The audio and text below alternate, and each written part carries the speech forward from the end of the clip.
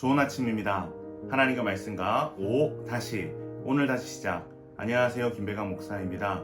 오늘 함께 묵상할 말씀은 민수기 13장입니다. 중심 구절은 민수기 13장 30에서 31절입니다. 갈렙이 모세 앞에서 백성을 조용하게 하고 이르되 우리가 곧 올라가서 그 땅을 취하자 능히 이기리라 하나 그와 함께 올라갔던 사람들은 이르되 우리는 능히 올라가서 그 백성을 치지 못하리라 그들은 우리보다 강하니라 하고. 아멘. 모세는 가데스 바네아에서 하나님의 명령을 따라 가나안 땅을 정탐하기 위해 각 지파에서 지명된 지휘관 12명을 정탐꾼으로 보냅니다. 이 정탐의 목적은 그 땅 거민이 강한지 약한지, 많은지 적은지, 그들이 사는 땅이 좋은지 나쁜지, 그들이 사는 성읍이 진영인지 산성인지, 토지가 비옥한지 메마른지, 나무가 있는지 없는지를 탐지하기 위한 것이었습니다. 그러나 엄밀히 말하면 하나님이 약속하신 땅을 확실히 정복할 것이라는 믿음을 강화하기 위한 것이 근본적인 목적입니다. 그것을 어디에서 알 수 있습니까? 13장 1에서 2절입니다. 여호와께서 모세에게 말씀하여 이르시되 사람을 보내어 내가 이스라엘 자손에게 주는 가나안 땅을 정탐하게 하되 그들의 조상 가문 각 지파 중에서 지휘관 된 자 한 사람씩 보내라. 아멘. 2절에 보면 내가 이스라엘 자손에게 주는 가나안 땅이라는 말씀이 분명하게 등장합니다. 하나님께서는 이 명령을 통해 당신의 약속을 상기시키심과 동시에 이 정탐이 당신의 약속을 확증하시는 이름을 말씀하십니다. 모세가 지시한 명령은 이 네게브에서부터 산지를 따라 북쪽으로 이동하며 가나안 땅을 탐지하는 것이었습니다. 네게브는 브에세바에서부터 남쪽으로 뻗어 있는 건조한 지역이며 산지는 유다와 에브라임 지파의 영토를 통과해서 북쪽으로 갈릴리까지 뻗어 있는 언덕들을 말합니다. 정탐꾼을 보낸 때는 포도가 처음 익을 즈음, 즉 양력으로 7월 말로 시내산을 출발한 지 약 2달이 지난 때였습니다. 그런데 신명기 1장 2절에 보면 호렙에서 가데스 바네아까지 겨우 10하룻길 거리였다고 말합니다. 그렇게 도중에 여러 사건으로 인해 여행이 지체된 것으로 추측할 수 있는 것이죠. 메추라기 사건으로 적어도 한 달, 미리암의 악성 피부병 회복에도 7일이 지체되었던 것을 우리는 유추해 볼 수 있습니다. 그렇게 정탐꾼들은 가데스에서 하맛 어기까지 직선거리로 500km 이상 되는 거리를 모세의 명령대로 정확히 수행합니다. 그런데 그 중에서도 헤브론에 특별한 관심을 보이는 것을 알 수 있습니다.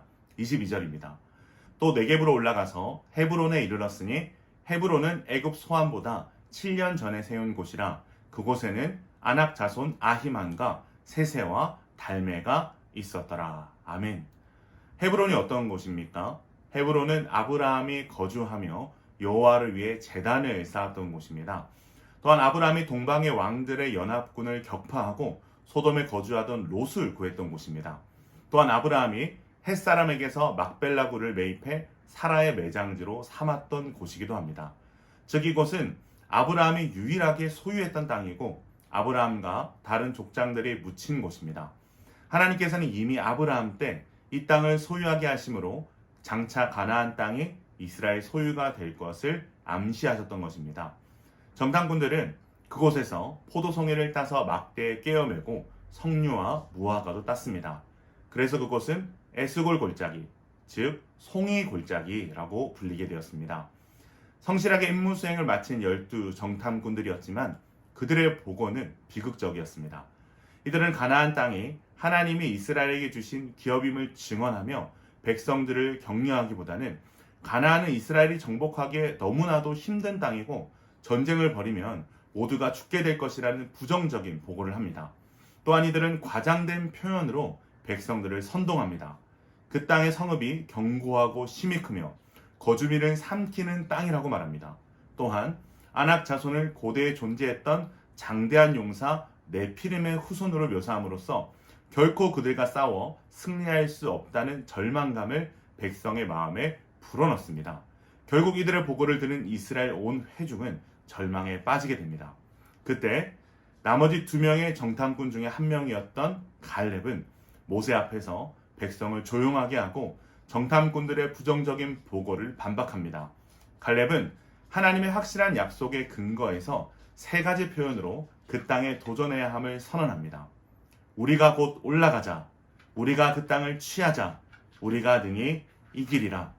이 갈렙이 사용한 올라가다, 취하다라는 단어는 하나님이 가나안 땅을 주시겠다는 약속을 확언하는 말씀에 핵심적으로 나타나는 단어들입니다.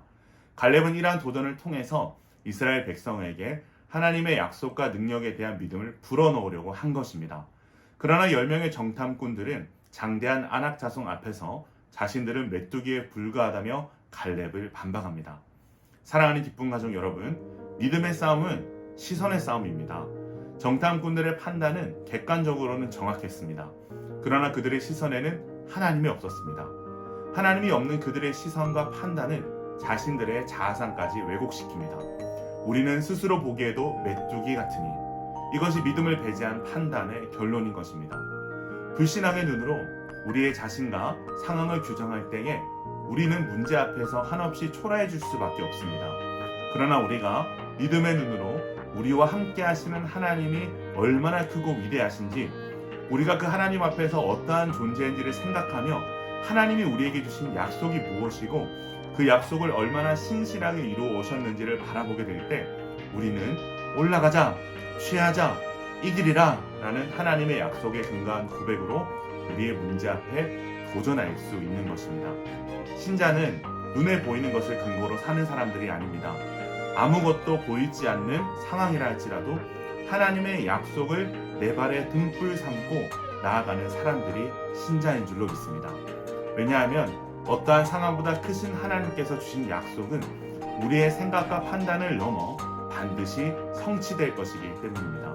오늘 하루 믿음의 눈을 들어 문제보다 크신 하나님을 바라보며 그 하나님이 우리에게 주신 약속의 말씀을 등불 삼아 올라가자, 취하자, 이기리라의 마음으로 담대히 걸어나가시는 기쁜 가족들 되시길 주님의 이름으로 축원합니다.